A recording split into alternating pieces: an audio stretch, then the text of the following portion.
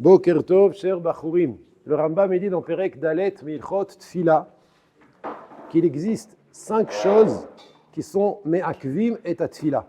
5 choses qui empêchent la tfila d'être validée. Une des 5 choses, c'est quoi? Il compte là-bas Taharat Yadaim, la pureté des mains. Ça consiste à quoi? Alors, comme on a dit hier déjà, de là on apprend qu'il y a une mitzvah de faire Netilat Yadaim le matin avant la tfila. C'est très important. Je ne rentre pas dans les détails de la halakha, comment faire Netilat Yadaim, je parle juste du principe de Netilat Yadaim. Ceux qui veulent savoir comment faire Netilat Yadaim le matin, dans le Shulchan Aruch, c'est Siman Dalet.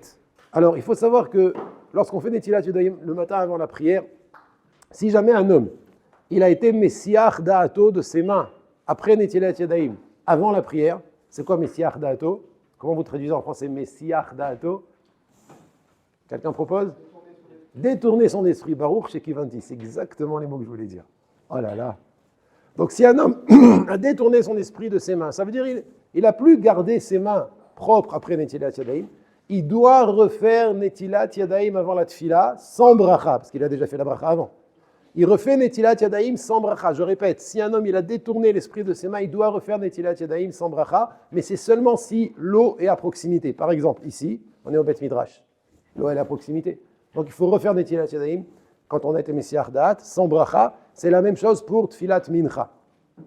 Par contre, si jamais après avoir fait Netilat Yadaim, il n'a pas été Messiach Da'ato, il a touché un endroit sale.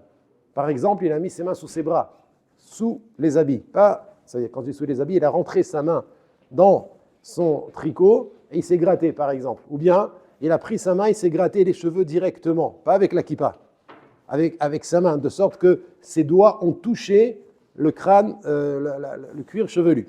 C'est quelque chose qui nécessite Netilat Yadaim Minadin. Et donc, si jamais un homme, après Netilat Yadaim le matin, a touché un endroit sale, où il s'est gratté les pieds sur la chaussette, il a touché par exemple, ou alors il a rentré sa main dans son pantalon et il a gratté son mollet ou son tibia, tout ça c'est des endroits qui nécessitent Netilat Yadaim selon la halakha de manière stricte. Donc, il faudra refaire Netilat Yadaim avec de l'eau, sans bracha aussi, mais cette fois-ci, même s'il n'y a pas d'eau proche, il faudra aller jusqu'à 1 kilomètre pour trouver de l'eau. S'il n'y a pas d'eau, dans les deux cas, alors il se frottera les mains sur quelque chose de dur. Ça s'appelle dans la halakha kol midé de menake, toute chose qui nettoie. Par exemple, un mur, un habit dur, un tissu dur comme la veste d'un costume, c'est dur. Il fera comme ça. Il se frottera les mains devant et derrière, et de cette manière, il pourra prier. Je vous souhaite une excellente journée.